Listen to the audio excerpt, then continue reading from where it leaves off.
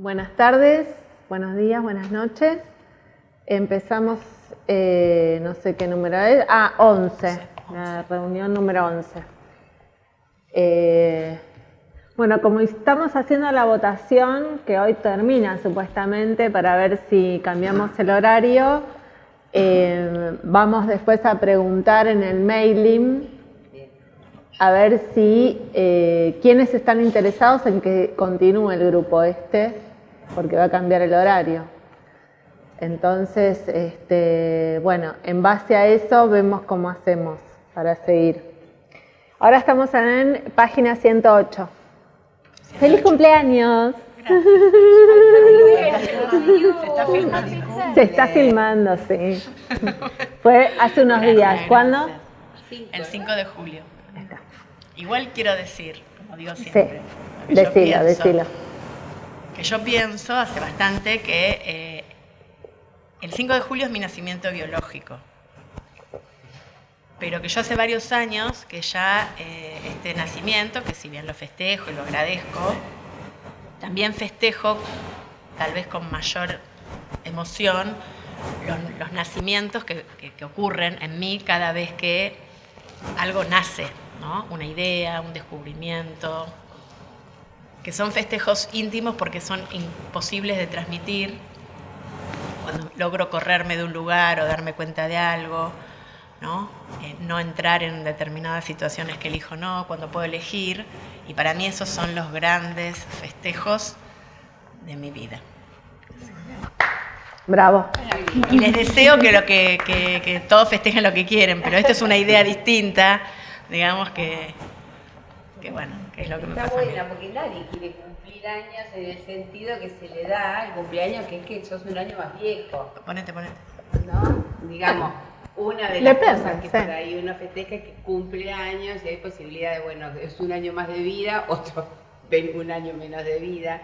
Lo importante creo que es que uno encuentre, como vos, Adriana, una posibilidad de festejar ese momento que fue único, porque cada uno tiene ese día en particular, que es en el que, bueno, alguien deseó que viniéramos a este mundo, porque ahí no hay un deseo personal, uno no pide nacer, a uno lo trae el deseo del otro y lo sostiene. Pero estos otros nacimientos tienen que ver con el deseo. Totalmente, ahí está la creación. Totalmente. Sí. Bueno, muy lindo. O sea, deseo como objeto A. Objeto A como la parte creativa del objeto A. Sí.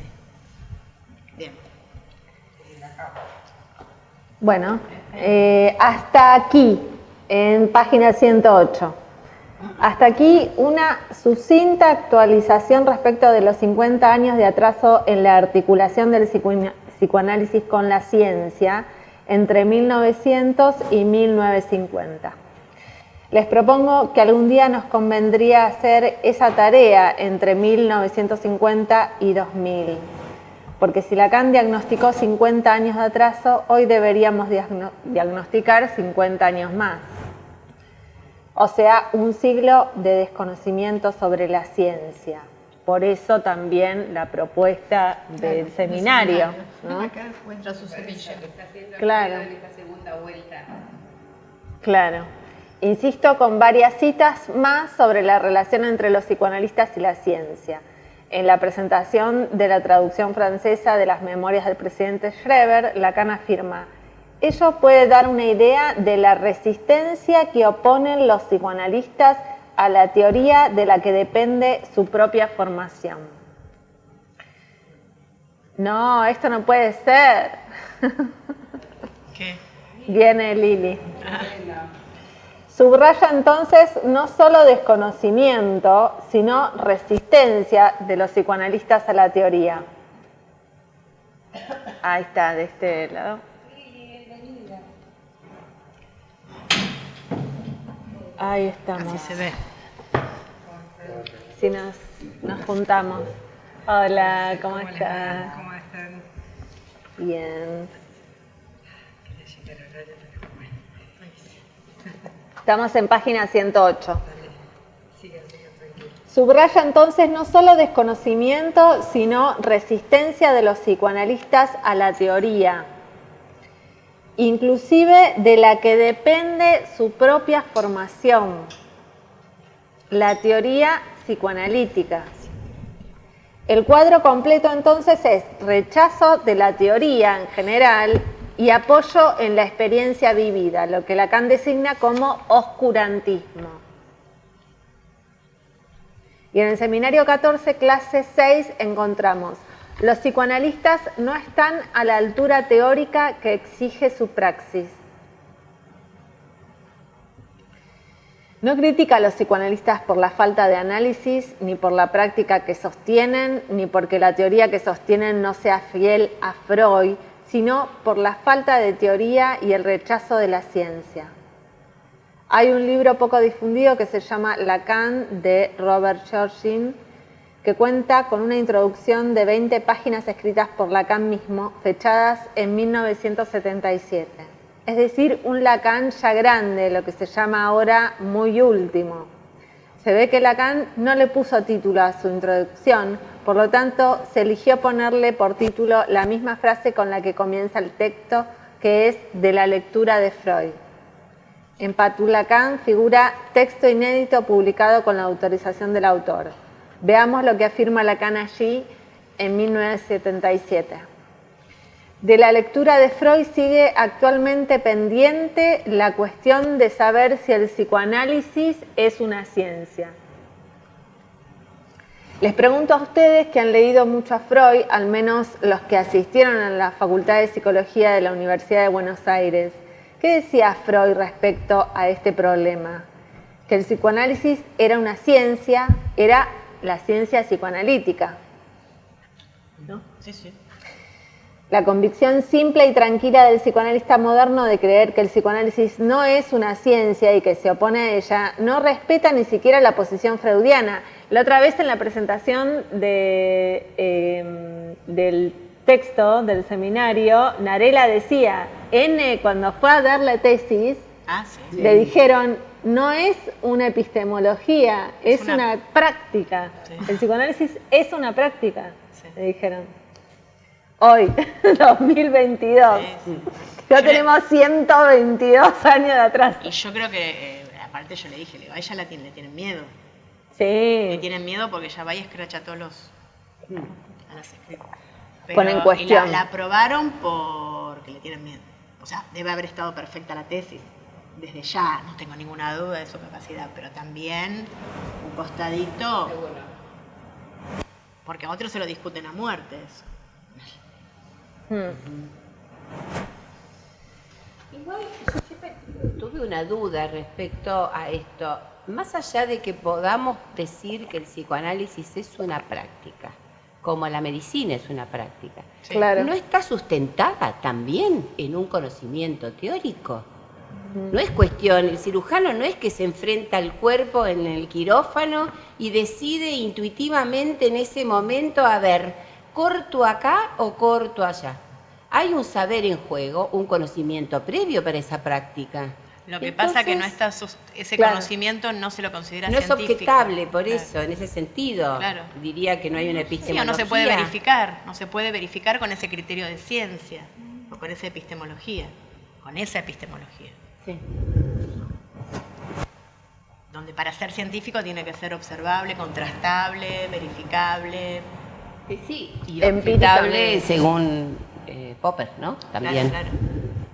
Claro, pero justamente lo que plantea Alfredo en el tercer seminario con Popper es que Popper no proponía la contrastación empírica, sino la argumentación, o sea, que un argumento llegue a ser falsable y que pueda ser contrastable el argumento, no la verificación empírica. Claro, no la verificación empírica. Que alguien que aparezca, claro, que el argumento dé cuenta de que eso es así o no.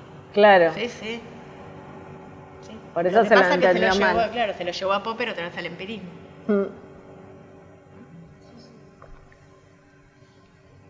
Le pregunto a ustedes que han leído mucho a Freud, al menos los que asistieron a la Facultad de Psicología de la Universidad de Buenos Aires. ¿Qué decía Freud respecto a este problema? Que el psicoanálisis era una ciencia, era la ciencia psicoanalítica.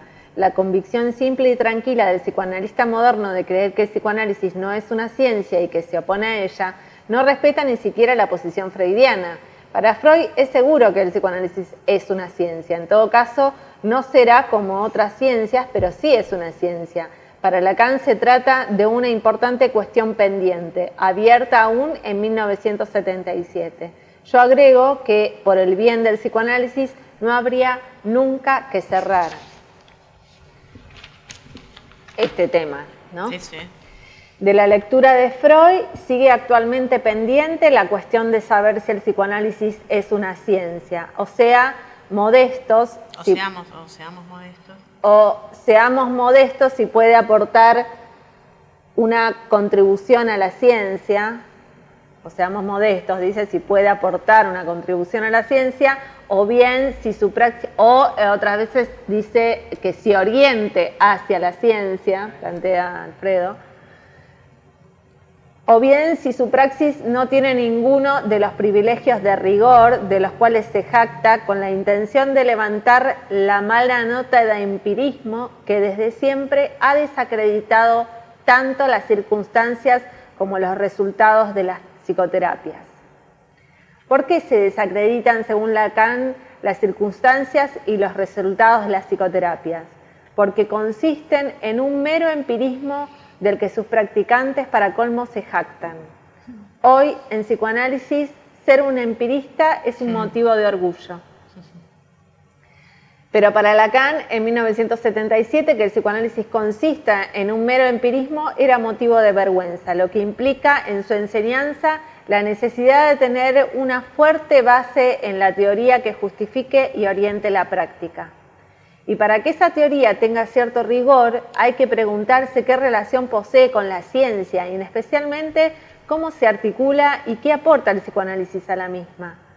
Continúa diciendo allí Lacan: al ostracismo al que se ha condenado, lo que sin duda requiere un esfuerzo nuevo, pero también un esfuerzo cuán renovador, no bastan para explicarlo ni la pereza ni la esclerosis mental del psicoanalista, dice Alfredo Antecorchetes. La grave degradación teórica que marca al conjunto del movimiento psicoanalítico para que se la conozca, la institución es muy útil. La institución analítica, desde luego. Cuando Lacan afirma en 1977 la grave degradación teórica que marca al conjunto del movimiento psicoanalítico, esa frase está dicha en presente o en pasado. En presente, es 1977, por lo tanto, ¿incluye o no incluye a sus discípulos? No los excluye de ninguna manera, porque dice la grave degradación teórica que marca al conjunto, y Lacan no usa tales palabras en vano, al conjunto del movimiento psicoanalítico.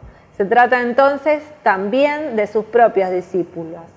Declara un ostracismo del psicoanálisis y una esclerosis mental del psicoanalista, lo que implica un diagnóstico rotundo, terrible. Un par de años más tarde disuelve su escuela. O sea, disuelve la escuela, lo que quiere decir que no la deja para que la herede el yerno, ni nadie, No, bueno, ni la el hija ni yerno nadie. le da ¿cómo se llama? El derecho. Se llama, tiene el albacea, lo nombra como albacea de su obra. Bueno, se equivocó. Está ahí ese problemita. Pero ese nombramiento Se está equivocó. hecho ante escribano público, firmado. está la hija, era la hija. Claro, Estaban fue para la tomando- hija. Estaba la hija, estaban tomando un café de Fleur, los tres, en París, y dijo vos. No, pero viste como dice Alfredo, vení cuá. Y que le dice el secreto. Claro. Muchas gracias. En el lecho de muerte. En el lecho de muerte, como el padrino. Pero digo, en serio lo pregunto, digamos, porque también, ¿cómo constatamos esto? De que No, entre debe tres de haber sido. hay algo ahí que efectivamente sucedió a Bueno, nivel- porque estaba la hija que podría haberlo negado. Bueno, pero el esposo, o sea, hay gente comprometida en el asunto. Bueno, podría Bien haber dicho que ganancial, no. podríamos aludir. ¿Qué sé yo? ¿Viste? Bueno. Bueno, No debería entenderse así porque si cerró la escuela, ¿no? O sea, ¿por qué no le dejó todo a Miller? Bueno. No, y además lo dice en la carta de disolución, dice que se jacta de ser el al menos uno que lo lee. O sea, le da con un caño. Por eso. Es raro. Pero bueno.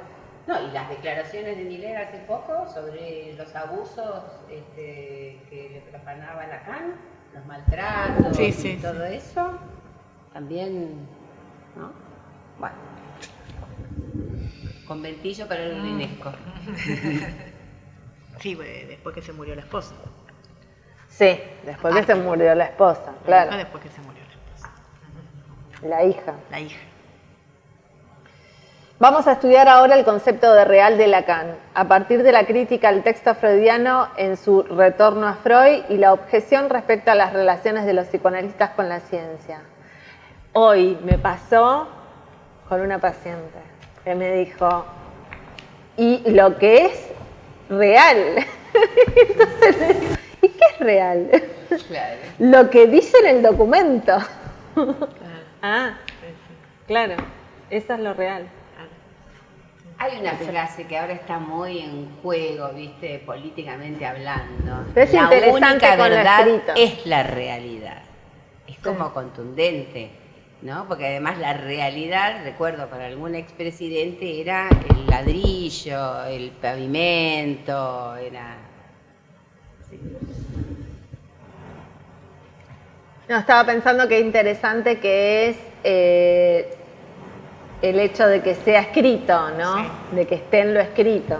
Sí, yo no sé dónde creo que lo escribí, después no lo dije en alguno de los trabajos, pero yo había investigado, había investigado sobre el tema de la escritura, que Lacan lo vincula con lo real, y estaba pensando, la escritura de las propiedades, la escritura de los documentos, el escribano, ¿no? Todos los que escriben, donde está lo real, porque que a vos te inscriban con un nombre, ¿entienden? Que ahí también está lo real.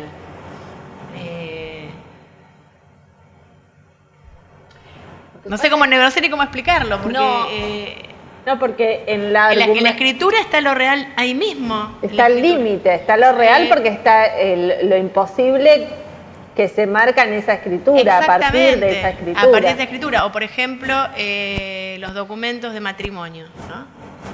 Sos, más allá de lo performativo, pero que te escriben que ahora sos marido y mujer. ¿Qué escritura es esa? O sos Adriana, o sos... ¿no? Ahí está lo real, en la escritura misma. No sé ni cómo explicarlo. Hay que verlo. Que verlo como tridimensionalmente. No, justamente como no tridimensional. O sea, como hay una parte de la escritura que no es... Hay una parte en la escritura que no es eso que está escrito. Claro. Escapa a la escritura que se supone que se escriba. Por eso se escribe. O sea, se escribe para dar cuenta de lo que se escriba. Eso había escrito yo. Lo que no cesa de no escribirse. Como no cesa de no escribirse, se escribe. Claro. En todas las escrituras de los documentos son escrituras para que se ponga lo que se escapa. Por eso también está buena la idea que proponía Gabriel la vez pasada de una reescritura, ¿no? A partir de un análisis. Claro. Yo creo que la escritura, digamos, a ver, ¿cómo lo pienso? Me parece que la escritura justamente delimita algo que si no, digamos, es un límite. Sí. El límite con lo real. Claro. Delimita. Y eso me parece que tiene valor. Me parece que lo que aparece nos hace obstáculo a veces el sentido común de pensar que estamos descontextuando cuando decimos la única verdad es la realidad, porque a lo mejor en el contexto de lo político sí la realidad es un ladrillo. Estamos hablando del plan procrear y bueno, debe ser una realidad. Pero me parece que es mezclar los contextos y esta resistencia a lo 3D, digamos, que nosotros tenemos, y esta pelea, digamos, con este sentido común forjado en eso, me parece que está nutrida de esta a lo mejor falta de de advertencia que tenemos que hacer cuando hablamos, ¿no? Porque cuando hablamos con gente que no es psicoanalista, ni que está en Apola, ni que sabe nada de Lacan ni de Freud, bueno, la mayoría. Entonces, digamos, nosotros estamos como muy imbuidos de esta manera de hablar o de esta filosofía y nos sale como natural, que es la realidad. Pero claro, y entonces nos miran y dicen, ¿pero dónde vive? Pero loco, ¿qué cosa como esta es la realidad? Estoy en una silla sentada, a ver, discútemela. Me parece que no tenemos que bastardear un poco esto, tenemos que defender bien esto en el sentido de decir, respetar esto, sabiendo que el otro estamos hablando con alguien. Los pacientes vienen con ese o con el sentido, claro, con la escritura. Igual me parece que la mayor resistencia, que es el concepto de real de Lacan, es que más allá del sentido común de la gente que no es psicoanalista y que no ha leído a Lacan, ponele, es poder apresar el concepto de real, porque todo el tiempo se va hacia el real anterior a lo simbólico, y el real es efecto de lo simbólico. ¿Sí? Por eso a veces es tan difícil poder explicar esto que vos decías de la escritura y la rúbrica, porque no es que está el bebé, el cachorrito, el cuerpito, y vengo y yo le pongo un nombre y lo escribo porque lo real está ahí, porque lo parió la madre. No. Eso es lo difícil, me parece que todo el tiempo, nunca... Por eso, no cesa de no escribirse, porque cuando se escribe no está. Cuando yo pongo Pedro, Pablo, Adriana, ahí no hay eso. Porque no hay ser. Porque no hay ser, porque se escapa, porque... Por eso se necesita escribir, para que haya algún tipo de amarre, alguna materialidad en todas las escrituras, ¿no? Incluso en los libros de las grandes religiones, que tienen cada uno su libro, ¿no? Como escritura, yo también lo había pensado así, ¿no? Como que necesitan un libro para sostener lo imposible de... Bueno, la imposible. Biblia, el Corán... Todas las grandes... Además habilita a que haya constancia de una articulación lógica. Para mí la escritura tiene el valor de ordenador y de límite porque habilita a que podamos ordenarnos en relación a un pensamiento, a una coherencia, a una lógica que no se puede dar cuenta de otra manera. Que justamente no es de la materialidad tangible, pero sí de una articulación. Sí.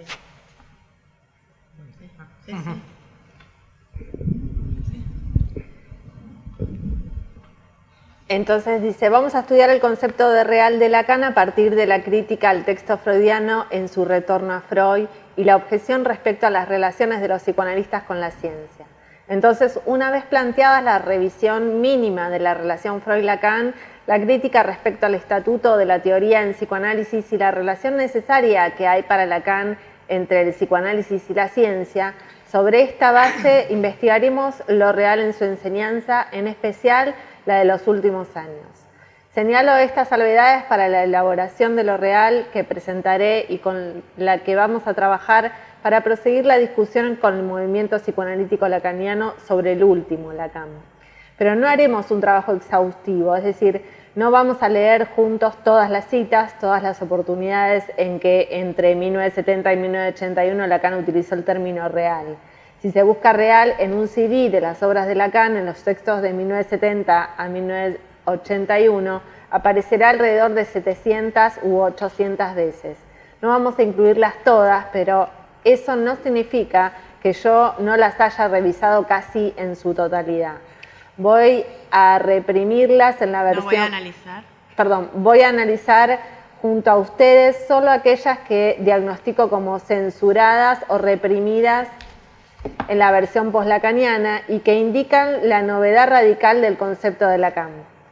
Les propongo que son censuradas y reprimidas por resultar no freudianas, por no coincidir con la fidelidad al texto de Freud y porque no coinciden con la antropología animal o el biomaterialismo, dos expresiones de Alain Badiou, que caracterizan a la concepción general sobre el hablancer, el parletre en nuestra época.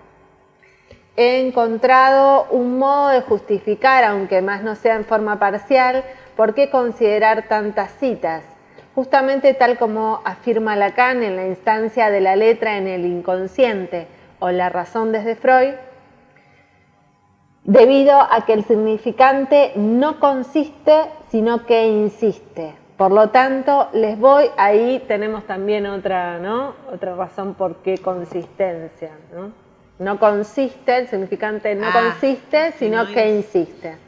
Por lo tanto, les voy a proponer decenas de citas sobre este real de Lacan censurado. Por eso el significante no consiste.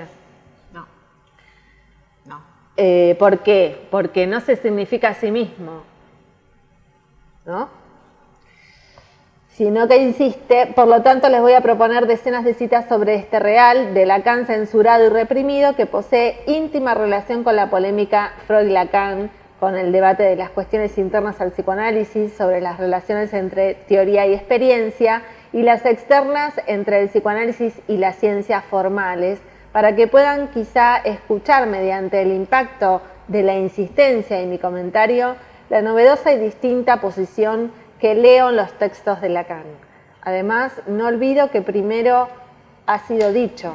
Entonces, investigo qué fue dicho y por tal motivo cito copiosamente. Esto es muy importante, ¿no? O sea, que tener presente que algo fue dicho primero, ¿no?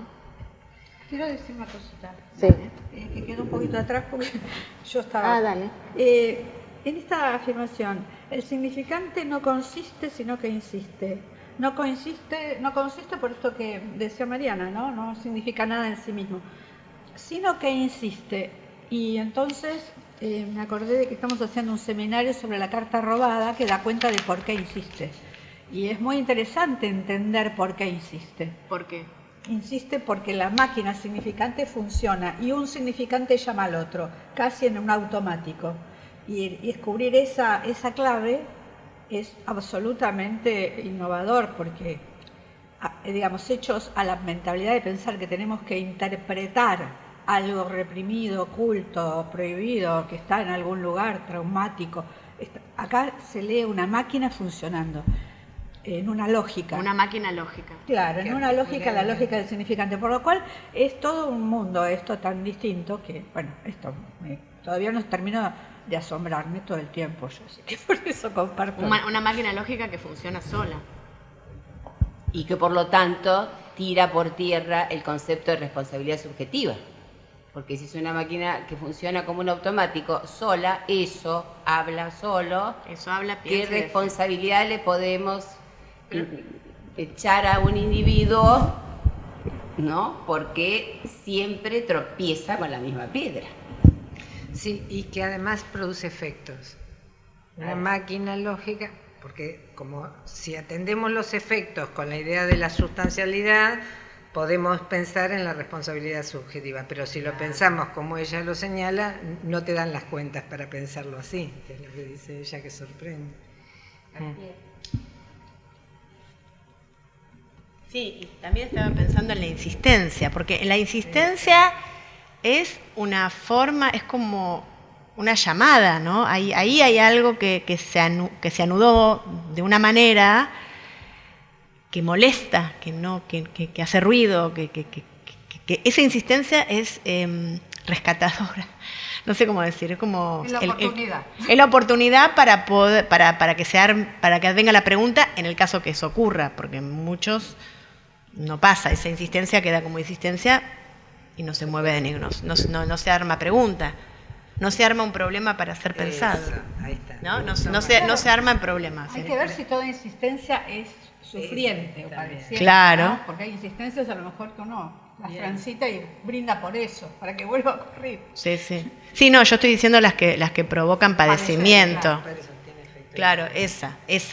Pensaba, no sé si uno lo podría relacionar en las vueltas de la demanda, en esta insistencia, ¿no? Que provoca la frustración, digamos, como necesaria para las vueltas de la demanda, y que por otro lado, si no hubiera esta insistencia, nosotros no tendríamos trabajo como analistas, no, pero porque no podríamos. Sí, pero aparte... Aguante la demanda. No, pero aparte cuán beneficioso, no sé qué palabra poner, pero es para que existan los psicoanalistas. Porque realmente se ven resultados buenísimos de la existencia del otro. Cuando se hace la pregunta, se instaura el problema, se establece el problema, se empiezan a mover, ¿no? O sea, es como, para mí es maravillosa, para mí es una de las profesiones más, no sé cómo decir, más nobles. Es muy gratificante. Es una profesión noble. Eso. Incluso, perdón, ¿no? Pero los analizantes que dejan de las pastillas. Dejan las pastillas, dejan el psiquiatra. Cayó. Y las estabilizaciones que se logran con la psicosis, con el psicoanálisis, que permiten, no te digo a lo mejor prescindir de la medicación, pero sí bajar bastante las dosis para que esa persona pueda tener una vida lo más agradable posible, no digo ni siquiera mejor, sino en relación con los otros, con los que forman su mundo. Sí, amable. Una vida amable en todos los sentidos. Sí. Por eso es una profesión noble esta. Bueno, nosotros estamos acá, somos todos psicoanalistas. Bueno. Lo que no hice fue prepararlas en orden cronológico. Lo realicé en función de mis encuentros, desencuentros, puntos de interés, investigaciones, recuerdos de lo que había estudiado, apariciones de libros o artículos de colegas, etc. De todos modos, no sé si es tan importante, aunque en el lacanismo se está trabajando actualmente con el ultimísimo Lacan, ya que ni siquiera importa la última década, importan los últimos años o quizás solo el último. Yo no comparto ese modo de lectura. Busco las grandes líneas de pensamiento que sirvan para establecer las lecturas posibles sobre las principales problemáticas y conflictos que enfrentamos en psicoanálisis. Comencemos entonces con el seminario 23, el Symptôme, que está publicado oficialmente y en su tapa lleva una foto de James Joyce, que es un gran referente moderno del lacanismo. Lacan en ese seminario afirma: resulta, sin embargo, difícil en esta ocasión no considerar lo real como un tercero. Noten, lo real no es primero, sino tercero. Se suele creer que primero lo real, la carne, luego lo imaginario, el estadio del espejo que comienza a los 6 meses de vida, y por último, lo simbólico, los niños comienzan a hablar al año. Para Lacan, lo real es tercero. Incluso les recuerdo que en el seminario 19 articula lo real esencialmente al número 4, ya que la estructura para Lacan es lo real y es siempre de 4 elementos. Continuando con el seminario 23, dice: digamos que lo que yo puedo solicitar como respuesta es del orden de un recurso a lo real, no ligado al cuerpo, sino como diferente. Estén advertidos de que, dado lo que les enseñaron sobre Lacan, no van a poder creer lo que sostiene en ninguna de estas múltiples citas, de las que puedo darles los números de página. El real de Lacan, según él afirma, no está ligado al cuerpo y es diferente del cuerpo, motivo por el cual demostrarlo sería tocar allí un real. Demostrarlo, por ejemplo, si P, entonces Q, eso es, según Lacan, tocar un real. No es la vivencia, no es la experiencia, no es el trauma, no es el dolor provocado por el choque con una piedra, sino una demostración lógica, ¿no? Esto que hablábamos recién. Sí. No pierdan de vista que Lacan, intentando corregir un prejuicio, acentúa su posición. Lo subversivo aquí es la forma de concebir el tocar lo real, y se lo toca mediante una demostración lógica, no con una mostración. Tampoco se lo palpa. Se lo toca con escritura lógica, no con el dedo. En el mismo seminario encontramos primera aproximación del término real, que tiene otro sentido en mi vocabulario. Las dos citas, ¿querías decir algo? No, yo me acordé que alguna vez, no sé si es correcto lo que voy a decir, pero creo que lo escuché así de Alfredo, que dijo: se tocan los significantes. En análisis lo que hace es se tocan, ¿no? Se mueven, se tocan.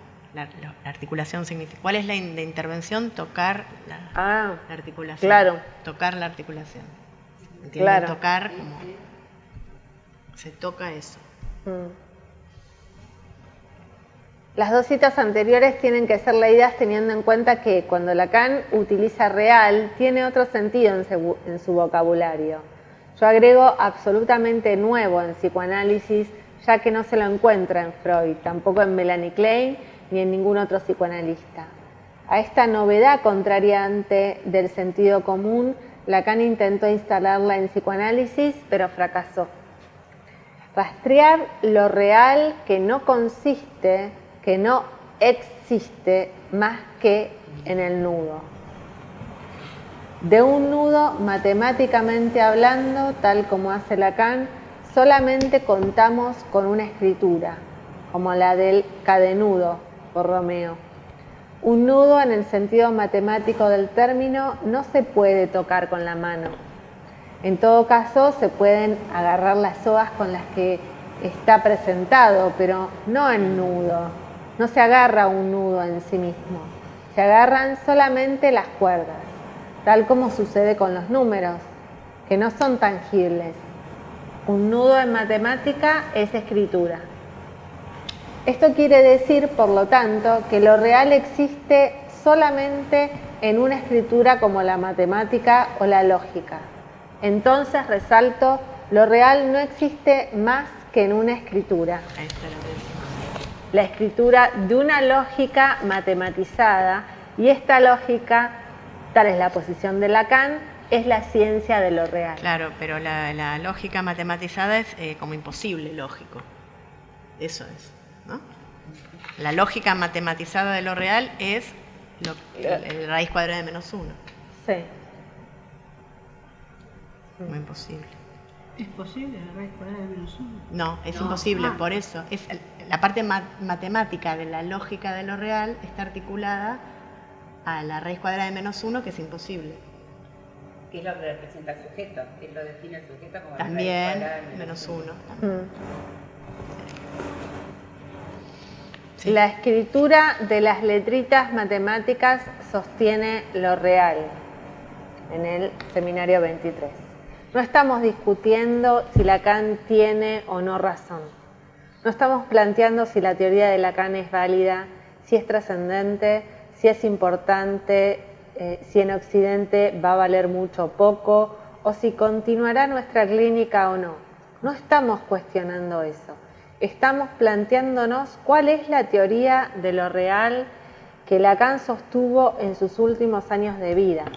Él afirmó que lo real está sostenido por las letras matemáticas, nada más alejado del cuerpo biológico y sus fenómenos, ninguna relación con la sustancia viva de Freud. Es la misma posición que afirmaba respecto al Begriff y que citamos en reuniones anteriores. Hace falta hacer ahora una aclaración. Es necesario conocer, por ejemplo, las aportaciones de Frege y Gödel para saber cómo se sostiene este real de Lacan. Pero tal como se puede leer, por ejemplo, en los ya citados Vladimir Tazik y Rebecca Goldstein, lógica y matemática no son lo mismo. Sin embargo, se trata de un mix que nosotros solemos hacer, ya que decimos lógico-matemático, lo que es quizá en cierta medida erróneo, porque no se trata de campos idénticos, pero existe una polémica al respecto. Gödel y Frege se interesaron muchísimo por esa polémica. Cuando en lógica se escribe P, entonces Q, ¿qué es P y qué es Q? En lógica se dice que P y Q se aplican en cualquier elemento y en cualquier proposición. Pero 1, 2, 3 es distinto. De hecho, si hubiese dicho Q, entonces P, habría resultado inhabitual, pero estamos acostumbrados a que va primero P, luego Q. pero no se hubiese alterado la estructura lógica. Con los números, en cambio, no es lo mismo poner primero 1, después 2, que poner primero 2 y después 1. El 1 proviene del 0, pero no se puede afirmar la inversa. Parece una tontería, pero hay que entender que los números implican un orden y de ahí una diferencia importante, ya que es así que permiten la cuenta. Otra diferencia se establece por la función de la verdad en las proposiciones, que interesa a la lógica pero no a la matemática. Bueno, esto es lo que, no sé si lo va a decir después, pero hacemos la llamadita del rasgo, ¿no? Esto sería la característica del rasgo unario en Lacan, que no es la identificación total al padre que planteaba Freud. No tiene que ver con la identidad. Claro, la identificación. No tiene que ver con la identificación, sino con la cuenta que hace la propiedad del significante de hacer la cuenta. Entonces, si uno pregunta cuántas cosas hay en la mesa, uno puede contar los libros, por ejemplo, hay 2, 4, 6, 7 libros, cuántos vasos, piripipi, o puede contar las hojas. Entonces, lo que hace el significante es hacer el corte que permite la cuenta. Ese es el rasgo unario del significante. Que es tarea del analista también. Establecerlo. Establecer ese corte. Ese par significante. O sea, que viene del analizante, se dice, pero el analista tiene que leerlo, ese corte. Sí, puede ser que venga del... También, no necesariamente el analista es la persona del analista. Puede ser que el analizante esté en esa posición, pero sí, o sea, justamente es una apuesta. Claro, es la apuesta a recortar ese par significante. Claro. Por eso un analista puede recortar un par y otro. Bueno, por ejemplo, la fiesta o algo de la fiesta, ¿no? O el vino de la fiesta, ¿no? O sea, ¿qué es lo que uno va a tomar como significante, ¿no? Sí. Alfredo da un ejemplo, no me acuerdo en cuál de todas sus exposiciones, donde cuenta los elementos, por ejemplo, de una escena, y entonces dice, bueno, estaban el padre, la madre, la abuela y la botella de vino, ¿no? Donde él dice que no es menor el hecho, porque por ahí en esa escena la botella de vino era el asunto, ponele. Claro. ¿no? Claro.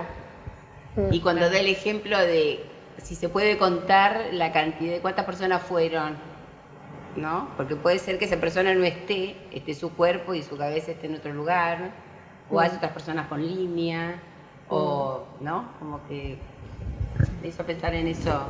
De la cuenta. Está bueno, sí. Otra diferencia se establece por la función de la verdad en las proposiciones, que interesa a la lógica, pero no a la matemática. Sin embargo, y tal es uno de los puntos polémicos, hay autores como Frege y Russell que sostienen que la base de la matemática, o al menos de la aritmética, es lógica. Aquí encontramos un problema interno a la enseñanza de Lacan que merece una investigación más profunda. Por un lado, afirma la relación esencial entre real y lógica, y por el otro, de la matemática, el número y lo real. Por ejemplo, en 1973 afirma: ¿por qué no pensar también que quizá un día podamos saber un poquito más sobre lo real? Siempre gracias a los cálculos. Sigamos ahora con las citas del seminario 23. Cuando se escribe matemáticamente se puede tocar lo real, pero no lo verdadero. Solamente cuando se escribe, pero cuando se escribe con letras y sintaxis lógicas y matemáticas en un álgebra, no un poema, se toca lo real. Y tal como Lacan lo afirma en este y otros textos, en esa dimensión se forcluye la verdad. En general, en los ambientes psicoanalíticos Se admira la literatura y la poesía, pero se rechazan las disciplinas formales.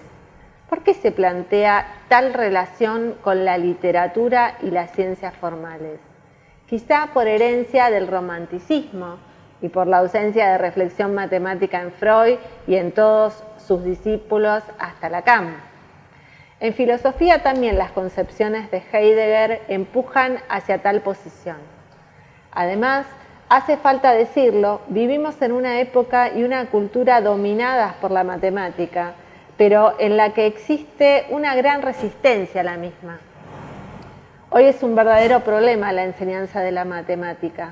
Los jóvenes fracasan notablemente en su aprendizaje. Comentario. Quizá haya un tema ahí con el poema de Heidegger, no lo conozco, pero algo escuché.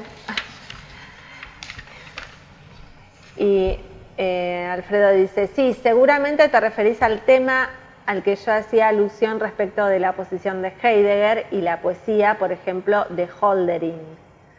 Podés leer sobre esa cuestión lo que plantea Badiou en el Estatuto Filosófico del poema después de Heidegger. Sin olvidar que la posición de Badiou, quien reconoce a Lacan como su maestro, no coincide con la de este último, al menos en relación al problema del ser. Está bien quien comenta, pero digo que quizá el asunto pasa por ahí. Alfredo, para muchos psicoanalistas se orientan hacia la literatura y rechazan las matemáticas. ¿Será causa de una tradición romántica en psicoanálisis? ¿Quizá aristotelismo? Son freudianos, dice. Son freudianos, totalmente freudianos, por lo tanto, ¿serán románticos o aristotélicos? Sí. Claro, y aristotélicos. Sí. Retomemos la letra de Lacan. Cuando se escribe se puede tocar lo real, pero no lo verdadero.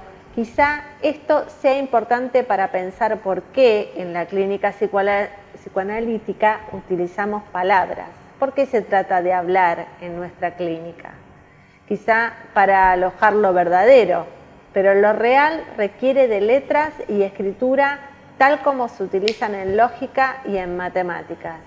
Esto es un tratamiento de lectura por parte del analista que haga de las palabras significantes y de estos letras en una lectura realizada mediante el concurso de la lógica. Claro, perfecto.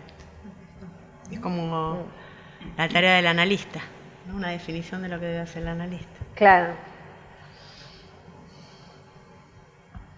Quizá para alojar lo verdadero, pero lo real requiere de letras y escritura tal como se utilizan en lógica y en matemáticas. Esto es un tratamiento de lectura por parte del analista que haga de las palabras significantes y de estos letras en una lectura realizada mediante el concurso de la lógica. Comentario. Mario Bunge en el libro Causalidad establece que hay mucha proximidad filosófica entre el romanticismo y el naturalismo. Muy bueno, esto es lo último que dijo, lo que trabajó Alfredo, el tema del naturalismo, ¿no? Sí. Sí, estoy de acuerdo con él. Por ejemplo, sobre la naturaleza de Goethe fue el motivo por el cual Freud, que quería ser filósofo, se hizo médico. Lean su presentación autobiográfica, es muy reveladora sobre este punto. ¿Por qué Freud estudió medicina siendo que iba a ser el padre del psicoanálisis? Porque hay una enorme proximidad desde una orientación en su época y su cultura. Es sorprendente porque hay una enorme proximidad desde una orientación en su época y su cultura. Es sorprendente entre romanticismo y naturalismo. Está raro, ¿no? Hay proximidad en su época entre naturalismo y romanticismo. Eso es lo que se está diciendo. Claro. Porque el romanticismo va de la mano con el naturalismo. Porque los románticos terminan mirando células... Como pregunta. ¿Por qué los románticos terminan mirando células por el microscopio? La conexión histórica es implacable. Está muy bien planteado, como ya les dije, por Remo Bodey. Comentario. Leí el diagnóstico de Badiou que traía Aide Montesano, el ser y el acontecimiento, y no hay distancia en esto de caer en la animalidad. animalidad, solo hay cuerpos. Alfredo, sí, claro, él sostiene lo que se supone hoy por doquier entre nosotros, que solo hay cuerpos y lenguajes. Yo agrego, y en ese orden, primero el cuerpo, luego el lenguaje. Observaron que no se afirma hay lenguajes y cuerpos. Continuemos con Lacan. Estos nudos son lo más real que hay. No es el cuerpo, no es el hueso ni la piedra, tampoco el trauma ni el dolor, ni las necesidades de la sustancia viva. Los nudos son lo más real que hay, y no olviden que para Lacan se trata de la teoría matemática de nudos. Tendríamos que decir letras de lo real o nudo de lo real. Lacan plantea, estos nudos son lo más real que hay, y no está utilizando entonces en estas citas de las que ya van 7 u 8, nada de la índole del cuerpo, de la tripa, de la pulsión, ni siquiera del goce. No habla del dolor ni de la satisfacción. El decir lacaniano actual ha quedado casi monotemáticamente en el naturalismo. Solo existen cuerpos y sus goces carnales. Lo designan el viviente y plantean que analizan al viviente que habla. El diagnóstico de Badiou queda un poco fuera de época en el lacanismo. Badiou afirma en una frase muy especial que solo hay cuerpos y lenguajes, pero también verdades. Comentario, dice, sino que hay verdades. Sí, tenés razón, lo cité mal. Solo hay cuerpos y lenguajes, sino que hay verdades. Una frase que requiere un trabajo de lectura. Está escrita a propósito para requerir un trabajo de interpretación. Estimo que hoy, mediante el solo hay cuerpos, al lenguaje se lo considera algo secundario en el tiempo y en función de su importancia, igual que en las neurociencias. Continuamos con Seminario 23. La orientación de lo real en mi propio territorio forcluye el sentido. Aquí Lacan propone esta idea, la orientación de lo real en mi propio territorio forcluye el sentido. ¿Por qué? No por lo inefable ni por lo vivencial fenoménico, sino porque la letra lógica, P entonces Q, la letra matemática, raíz cuadrada, y el número 0, 1, 2, forcluyen el sentido. Claro. Occidente se caracteriza por haber logrado una escritura y una lógica formales, y lo que incide sobre nuestra vida cotidiana de una manera absolutamente específica, este modo de elaborar el saber, es la forclusión del sentido y no del sujeto, como se afirma en el lacanismo que lo adjudica a la ciencia. Porque se dice que la ciencia forcluye el sujeto. Lacan sostiene que el psicoanálisis opera con el sujeto de la ciencia. La ciencia posee y opera con una noción de sujeto, como por ejemplo la de von Neumann y Morgenstern, pero a consecuencia de que lo real se toca con la letra lógica y el número matemático, entonces se forcluye el sentido. Observen lo que Lacan enseña en relación al sujeto de la ciencia. Decir que el sujeto sobre el que operamos en psicoanálisis no puede ser sino el sujeto de la ciencia puede parecer paradoja. Es allí, sin embargo, donde debe tomarse un deslinde a falta del cual todo se mezcla y empieza una deshonestidad. La ciencia y la verdad, escritos 2. Para Lacan se trata de una posición ética. Este sujeto, el sujeto de la ciencia formalizada, se caracteriza por la división, lo dice también en posición del sujeto, que es esa es la ética. ¿En nuestra posición de sujeto? No, en posición del inconsciente, perdón, lo dice también. Esta cuestión, ¿no? Sí. Que es una posición ética esta concepción del psicoanálisis, tener al significante como la causa, ¿no?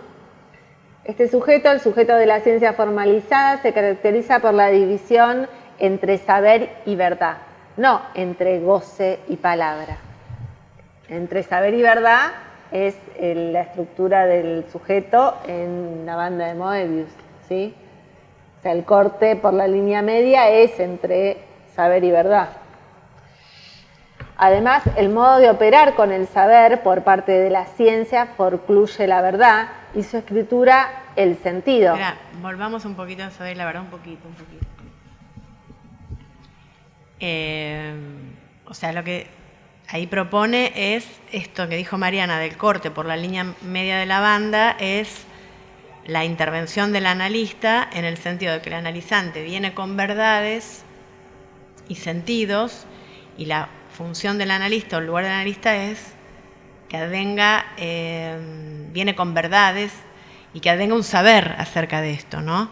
Ese es el corte por la línea media, que es eso que trae el analizante podría ser una de las un saber más entre otros, pero no la verdad, ¿no? Y ahí es donde el sujeto queda suspendido y anclado. Por eso la función del analista es cortar eso, separar. Perdón, ¿te fijas que me dice que se está agotando la batería? ¿Se ve que no está enchufado esto? Acá está enchufado. Sí, pero ¿será que no hay luz ahí? Ahí está. No.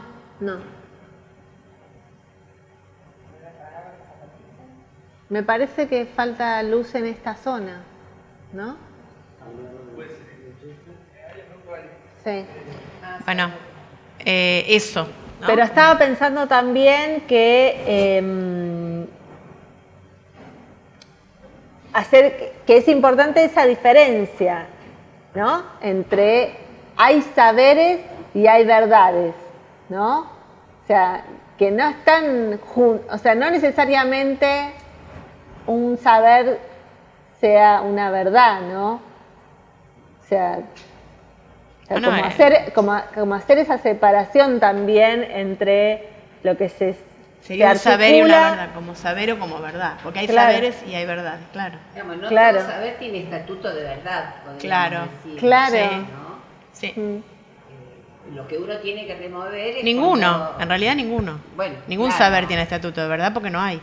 Está bien, no verdad de la verdad, pero sí justamente de lo que se trata es de la verdad de ese sujeto. Pero muy buen tema ese que traes. Del asunto. Porque si la verdad está forcluida, digamos, desde que la ciencia opera, porque todo es conjetural, digamos, uno podría decir que donde ubica una verdad es en el registro imaginario. Absolutamente. ¿No? Absolutamente. Entonces me parece que cuando el paciente llega sufriendo porque esto es verdad, uno lo que tiene que conmover ahí es esa diferencia, dividirlo. O sea, cortar. ¿No? Ahí me parece que ese es el corte. Que es ubicar, claro, la diferencia y dividirlo entre saber y verdad. Sí, y que en todo convertir esa verdad en saber, que podrá ser un saber entre otros. Claro. No, coincidía con vos que ahí la división entre saber y verdad es como una relación puntual que puede estar apareciendo en el material, pero no fija ni estática, de manera que puede ser conmovida por la intervención. Claro. Sí. Yo leí lo que leímos antes, ¿no? Y producir otra verdad que hace caer la anterior. Y se convertirá en un saber dentro de otros saberes y se convertirá eso y lo ha se seguirá convirtiendo. Y estaba pensando lo que se dijo antes del tratamiento de los significantes. Me encantó. No, como que el tratamiento, ¿no? Como que el analista hace un tratamiento de los significantes. ¿Cuál es el tratamiento de los significantes? ¿No? Jugando con el concepto de tratamiento clásico, ¿no? A diferencia de pensar que tocas una verdad de la historia, de los hechos acontecidos, ¿no? Sino esta relación articulada de cierto modo que se puede conmover y producir una transformación. Claro. Y después estaba pensando esto porque muchos analizantes vienen cuando padecen, tienen un padecimiento y como vienen freudianos, con sentidos y con verdades, vienen todos así, formateados con esos algoritmos. cuando el analista no está tratando de entender y no entiende, entonces empiezan rápido, ¿no? No, es porque mi mamá, es porque mi papá, es porque mi mamá a los 5 años, es porque me pasó tal cosa, porque empiezan a buscar el sentido o la verdad del formateo de la causa y del formateo del sentido común, ¿no? Y como al analista le cuesta hacer el tratamiento del significante rápidamente, ¿no? Se obtura todo el tiempo tratando de por esto, y espera que el analista le confirme. Y no. Entonces, porque el tiempo es necesario, la necesariedad de la rapidez también es, y bueno, vamos a ver. No, yo todavía no lo digo, ¿no? Pero no entiendo, no entiendo. Y cuanto más insiste el analizante en decir que es eso no es, porque es un taponamiento. O sea, eso seguro que no. Me da la pista que por ahí no es justa. No sé, a veces, para mí sí. Para mí, a veces, si insiste algo, tengo que leer en eso que insiste. No, pero no como insistencia, ¿eh? No como insistencia, como verdad, ¿no? Como cuando insiste se lee la insistencia, pero a veces cuando uno está leyendo y dice, es por esto. Hoy estoy llorando porque me pasó esto, pero en realidad es por esto. No. Quiero decirles algo, no sé si, pero a mí me parece que cuando Gabriela Mascheroni ha tomado la historización, el análisis o el texto que habla de Montesano, me parece que ahí hay algo interesante para ver que en esa forma que vos decís que se trae al padre, a la madre, tomando esto de los significantes, su insistencia y el encadenamiento lógico, la articulación, es ahí que uno puede también hacer una conmoción de cómo está ordenado. No es sin eso. Decir, sería terrible que vengan ya con otro formato también preformateado. Me parece que ahí hay, el texto de Gabriela Mascheroni en eso me parece... El de la verdad material y de verdad histórica. El pasado es impredecible, en el 14 está. Exacto, gracias. No me acordaba el nombre exactamente, pero es sí muy me acuerdo. Bueno, sí. Excelente trabajo sobre el valor en este modo de la articulación teórica de la historización. De esto que ella dice, bueno, sí, venimos con eso, al trabajo analítico se viene con eso, el tema es cómo se articula, bajo la condición de hecho que sucedió, historia de los hechos, o un modo de articularlos y que da efectos, y sobre eso se puede abordar. O como hecho, como en verdad material, histórica, historia material o historia significante. Ella lo plantea así. Gracias. O sea, historia material. El pasado es impredecible. O historia significante. Exacto. Entonces no es que me explotó la bomba o que mi mamá me abandonó, que también está, sino qué pasó con eso. Exactamente. ¿Qué pasó? Exactamente. Sí, me parece y interesante. el ejemplo que yo doy es, en la guerra con Ucrania, la bomba les explotó a 20.000 personas, le está explotando al lado. Algunas se armará una cuestión significante, en algunas uno, en otro, en el que le explotó la bomba al lado. No saldrán igual, con la misma bomba. La obra de teatro que se hizo en el San Martín,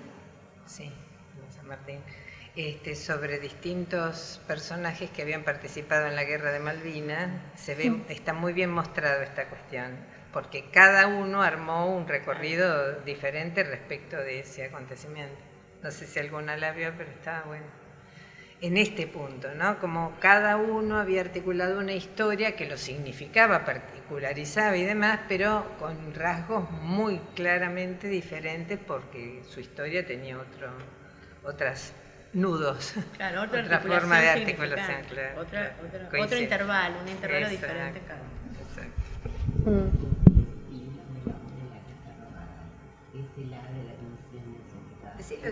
Decilo, dale, porque estoy... Que respecto a la idea de la teoría del trauma, ¿no? Que se supone que hay un universal, digamos, que hay un trauma, por ejemplo, el efecto de una bomba ante la cual todos los individuos que estuvieron comprometidos en esa situación van a responder de la misma manera, angustia, terror, etcétera, etcétera. Y yo recuerdo, en la facultad, tuve una buena docente en esa materia, que era francesa, que nos dio un ejemplo muy interesante. Ella había trabajado en una situación de necesidad extrema, como había sido una clásica inundación de estas que acontecen acá en los bajos de la Boga y qué sé yo, y digamos, una de sus pacientes que atendía en el hospital, ella lo que pensó es que esta angustia que ella tenía se debía porque había perdido su casa, con lo que pasa con las personas que viven a la orilla de la ribera. Pero para sorpresa de ellos, ella lo contaba, me pareció muy lindo eso, que ella lo contaba como una falla como analista. Cuando el problema que ella había tenido es que como habían perdido la casa, se habían tenido que ir a vivir a la casa de la suegra. Pero el problema no era ese, sino que ella lo que le molestaba es que la suegra tenía preferencia por su otra cuñada. Y ese era el asunto. No era ni que perdió la casa, ni que estaba bajo el agua a 3 centímetros. Buenísimo. ¿No es genial eso? Es genial, es genial. ¿No? Entonces, y lo que le comentaba recién a Cristina, a raíz de que estamos como muy tomadas con la lectura de la carta robada, para tratar de entender esto que... Vamos a hacer el chivo, porque ya que tanto, claro, tanto hablan de la carta robada, es el grupo de Salta que están trabajando en la carta robada. No lo estamos grabando y subiendo, porque la verdad es un texto muy difícil, en el cual estamos aprendiendo todo el tiempo. ¿Pero no la están grabando? Sí, estamos grabando, pero internamente, no lo estamos subiendo, no está publicándose. Y en la presentación, el preámbulo de la carta, Rougemont, bueno, Lacan toma al conde de Rougemont, quien abre una cita que dice: el hombre es el estilo. Entonces, en realidad, eso abre a pensar, ¿no? Porque nosotros no trabajamos ni con el hombre, ni con el estilo singular del hombre, al contrario. Y lo que terminamos pudiendo articular de todo esto es que en realidad lo que se refiere a lo que responde, que termina ahí en la segunda parte de la hoja, es que nosotros ante el estilo del hombre respondemos con el A, con el objeto A, que es eso que queda de la división hecha como división, de hecho, que hace Lacan entre el sujeto y el A, que como resto queda, ese sería el estilo, ¿no? Con lo cual uno responde. Y es esto, es con lo cual uno responde ante esa situación. Sí, claro. Ante ¿no? la división. Exactamente. O con esto que hablamos de una situación X que viene como verdad, ¿no? Y que nosotros conmovemos, porque pensaban actualmente que además está muy en vigencia el tema de los abusos, ¿no? No es que no ocurrió ese hecho. No podemos decirle a un paciente que fue abusada por su padre o por su novio, es un ¿no? Que ese hecho no es verdad, que no ocurrió. Nadie ¿no? Pero no se trata de eso. Nadie está negando eso. En la realidad material no es que se niega, no se trabaja con eso. Exactamente. Se la incluye desde otro lugar, eso, a la realidad material. Por eso me gustó lo que dijiste de la realidad material y la realidad significante. La historia. Eso lo dice Gabriela, lo dice Gabriela. Claro. Y la historia es narrada por cada quien. Absolutamente. La historia narrada por cada quien y que va adquiriendo diferentes escrituras. Claro. A medida que va transcurriendo el análisis, eso, ¿no? Va adquiriendo, cuando dicen, me di cuenta, entonces no. Y dentro de 5 años, entonces va, ¿no? Pasa todo. Sí.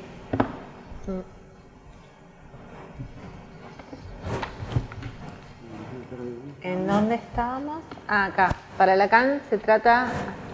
¿Acá? Para Lacan. La verdad queda forcluida del saber de la ciencia por 2 motivos. El primero es que su valor particular no opera para la ciencia.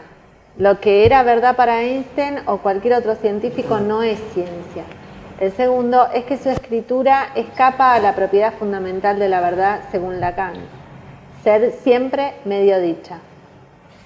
El matema escapa a esa lógica, no porque la diga completamente, sino porque dice lo que dice, ni más ni menos, y no remite así al problema de la verdad. Vamos a profundizar nuestro análisis de este problema analizando ahora la cuestión del sentido en la enseñanza de Lacan, partiendo de su algoritmo saussuriano que se escribe mediante la siguiente fórmula: significante sobre significado. El significante escrito arriba determina el significado abajo. La barra se lee resistente a la significación, y significación es el pasaje de arriba hacia abajo. Resistente quiere decir que si decimos que lo que está arriba determina lo que está abajo, es porque efectivamente lo determina, sí, pero sin embargo, si ponemos una barra decimos que no. Entonces es sí y no. Es decir, un significante en cuanto tal no significa nada. Por lo tanto, se necesita de la lógica de al menos 2 para el atravesamiento de la barra. Pero la lógica del al menos 2 en realidad debe ser planteada como de al menos 4, porque al menos 2, que indica la conexión metonímica, implica además la sustitución metafórica. Supongamos que este orden es S1, S2, teniendo en cuenta que estamos trabajando con un orden simbólico de 2 términos, como si fuesen cara y seca. 0, claro.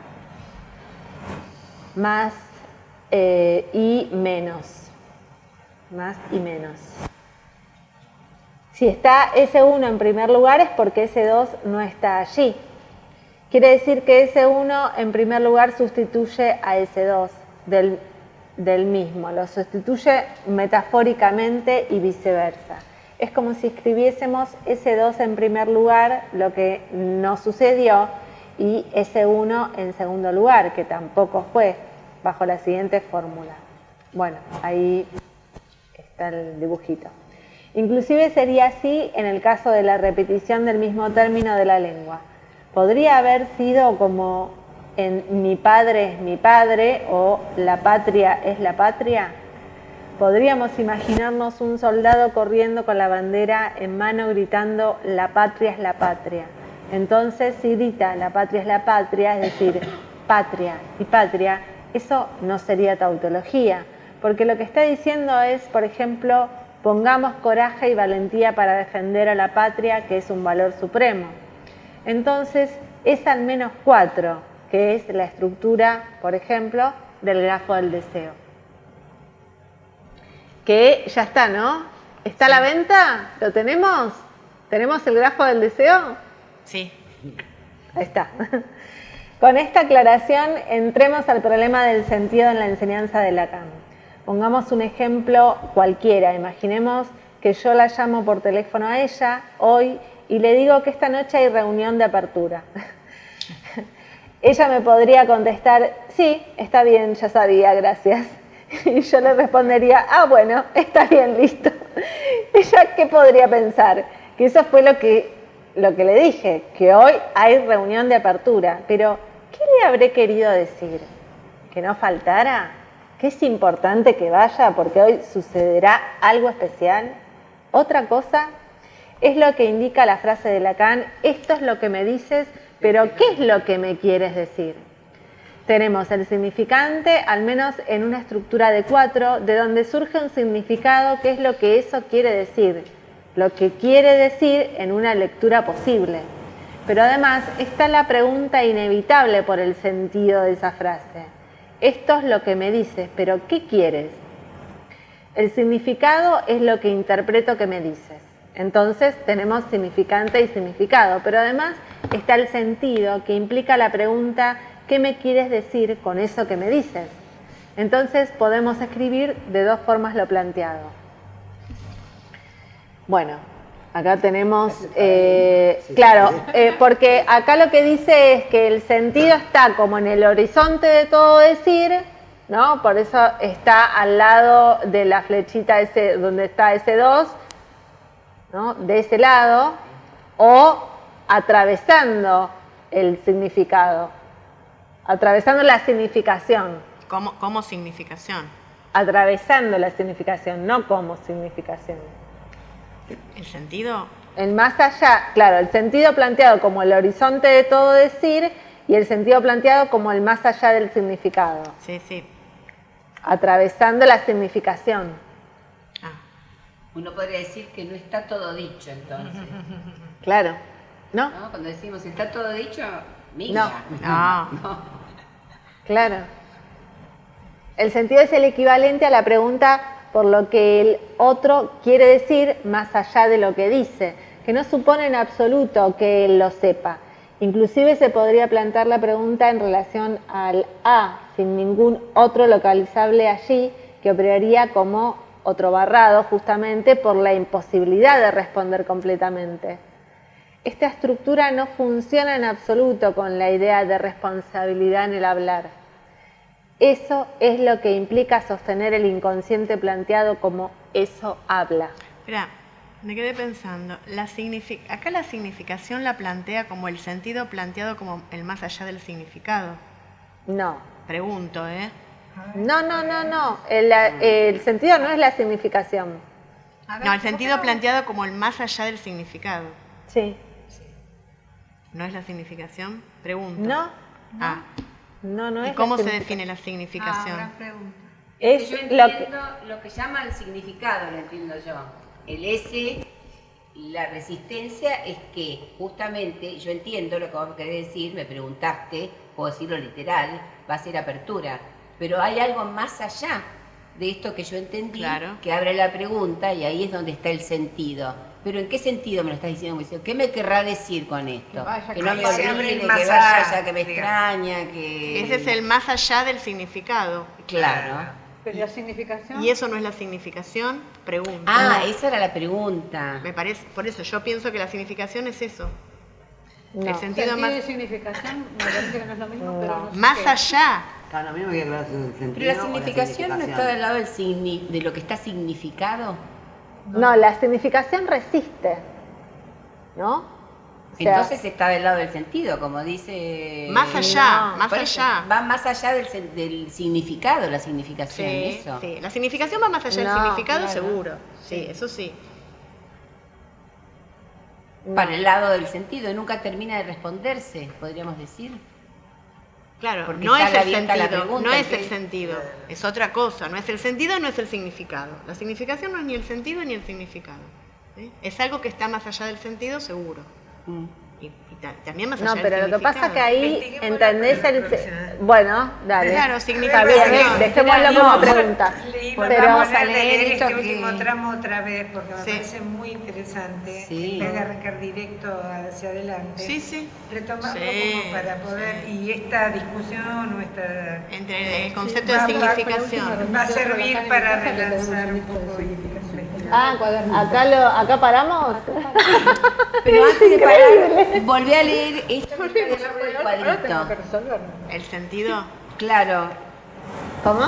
que antes de terminar, volví a leer lo que está debajo del cuadrito. El sentido es el equivalente a la pregunta. Por lo que el otro quiere decir más allá de lo que dice, que no supone en absoluto que él lo sepa.